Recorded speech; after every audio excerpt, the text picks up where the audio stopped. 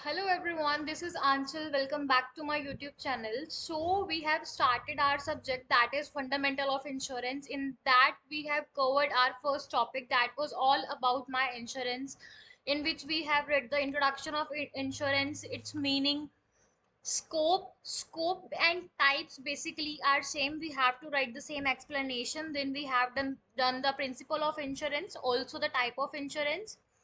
Now our second question and the second topic that can come is that is all about my underwriting in insurance. So let's start with our first slide, that is introduction of underwriters. See, underwriting का जो process होता है ना, वो बहुत एक essential part होता है हमारे इंश्योरेंस में। ठीक है, फॉर एग्जाम्पल मान लो इंश्योर्ड है मेरा, वो इंश्योरेंस कंपनी में जाता है, ठीक है, इंश्योरेंस लेने के लिए। ठीक है, अब उसके लिए इंश्योर्ड क्या करता है, सबसे पहले एक एप्लीकेशन देता है कंपनी को। ठीक है, अब कंपनी के अंदर बहुत सारे लोग होते हैं, बट उसके अंदर एक एक जो मेरा पर्टिकुलर पर्सन होता है, वो कौन होता है, अंडर। अब वो क्या करता है, एप्लीकेशंस को देखता है, वो उनकी रिस्क प्रोफाइल को चेक करता है। किसकी रिस्क प्रोफाइल को चेक करेगा, इंश्योरेंस कंपनी की नहीं, इंश्योर्ड की। ठीक है, इंश्योर्ड की एप्लीकेशन को देखेगा, वो उसकी रिस्क प्रोफाइल को देखेगा।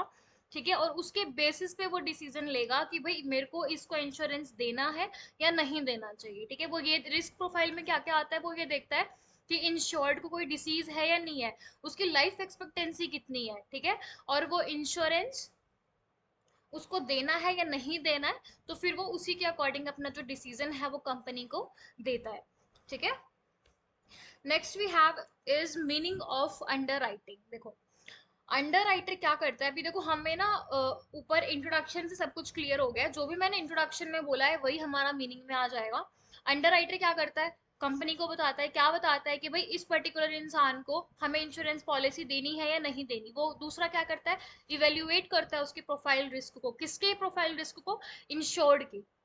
वो क्या देखता है कि उसकी लाइफ एक्सपेक्टेंसी कितनी है। ठीक है, और वो क्या करता है, एक्सपोजर जो है गुड्स का वो भी देखता है। अब एक्सपोजर ऑफ गुड्स से क्या मतलब है, अब देखो कई बार कुछ गुड्स ऐसे होते हैं जो जल्दी से आग पकड़ लेते हैं। ठीक है, तो उसी के अकॉर्डिंगली ही वो उनसे प्रीमियम चार्ज करेगा, तो ऐसे गुड्स के लिए प्रीमियम भी मेरा हाई होता है। ठीक है, मेन पर्पस क्या होता है, प्रॉफिट्स कराना। ठीक है, और बेनिफिट देना किसको, इंश्योर्ड को। मतलब इंश्योरेंस कंपनी का प्रॉफिट कराना भी इनका पर्पस होता है, और जो भी मेरे इंश्योर्ड या फिर यूजर्स होते हैं उनको भी प्रॉफिट देना या फिर बेनिफिट दिलाना हमारे अंडर का काम होता है। ठीक है, एक चीज बहुत ज्यादा इंपॉर्टेंट है that you all need to understand is, जो यहाँ पे लास्ट पॉइंट लिखा है वो क्या बोलता है, जो मेरा प्रीमियम और इन्वेस्टमेंट का अमाउंट है वो हमेशा ज्यादा होना चाहिए, किससे, हमारे क्लेम के अमाउंट से, जो भी कंपनी पे करती है at the time of loss. ठीक है, after that I have my third slide is that what does an underwriter do.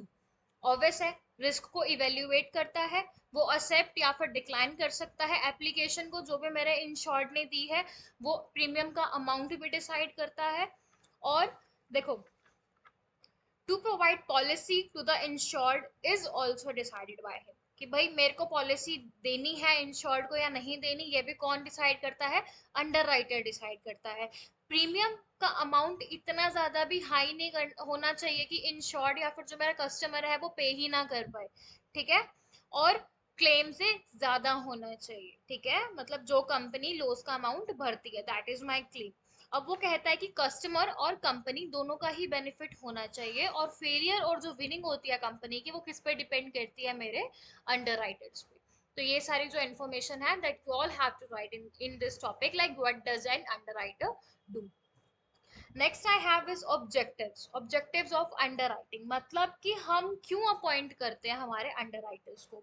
My first point is equitable to policy owners. इसमें वो क्या बोलता है कि जो भी प्रीमियम होता है ना, जो कंपनी चार्ज कर रही है, वो किससे रिलेट होना चाहिए, मेरे कॉस्ट ऑफ पॉलिसी से। मतलब क्लेम सेटलमेंट का अमाउंट और प्रीमियम दोनों ही देखना है, इन दोनों में मेरा बैलेंस मेंटेन होना बहुत ज्यादा जरूरी होता है। ठीक है, in short should not feel कि भाई उसको लूटा जा रहा है एक तरह से। ठीक है, इसको वो ये लगना चाहिए कि जितना मैं प्रीमियम पे कर रहा हूँ वो इक्विटेबल है क्लेम से, ठीक है। अंडर राइटर को सेटिस्फाई करना चाहिए कि दोनों को ही, मेरे कंपनी को भी और इंश्योर्ड पर्सन को भी। So this is my first point, that is equitable to policy owners. My second point is deliverable by agents. इसमें वो क्या बोलता है कि कस्टमर्स भी डिनाई कर सकते हैं कि भाई मेरे को इंश्योरेंस पॉलिसी चाहिए या नहीं चाहिए, जब एजेंट्स उनसे आके पूछते हैं। क्यों? क्योंकि मोस्टली देखा जाए तो एजेंट्स एक प्रॉपर इंफॉर्मेशन नहीं देते हैं प्रीमियम के बारे में, हमारी पॉलिसीज के बारे में, ठीक है। और जो अमाउंट होता है कवरेज का वो भी ज्यादा होता है जितना वो लोग एक्सपेक्ट करते हैं। ऐसा बहुत बार होता है कि एजेंट्स मोस्टली प्रॉपर इंफॉर्मेशन नहीं प्रोवाइड करते हैं। अब वो एक चीज बोलता है कि पॉलिसी के अंदर है ना, तीन बेसिक रिक्वायरमेंट्स होनी चाहिए। क्या होनी चाहिए? कि पॉलिसी एक तो हमें बायर की नीड के हिसाब से बेचनी चाहिए। दूसरा जो कवरेज होती है वो अफोर्डेबल होनी चाहिए कि बायर उस चीज को खरीद ले, ठीक है। अब इसका क्या मतलब है? अब देखो, बायर की तो नीड है कि उसको पैसा कब मिले, 5 साल बाद। अब एजेंट उसको पॉलिसी आके बेच रहा है कि जो उसको पैसा देगी 15 साल बाद, तो क्या बायर खरीदेगा? ऑब्वियसली नहीं खरीदेगा, क्योंकि बायर की नीड ही नहीं उसमें फुलफिल हो रही है, ठीक है। थर्ड, वो क्या बोलता है कि कॉम्पिटेटिव होना चाहिए वो मार्केट में। क्या मतलब हुआ इसका? मतलब कि इतना ज्यादा हाई चार्ज नहीं होना चाहिए मेरी पॉलिसी का, क्योंकि देखो अगर मेरी पॉलिसी का इतना ज्यादा हाई चार्ज होगा तो जो मेरे कस्टमर्स है ऑब्वियस है वो मेरी कॉम्पिटेटिव मार्केट प्लेस पे पहुंच जाएंगे ना। तो वो यही बोल रहा है।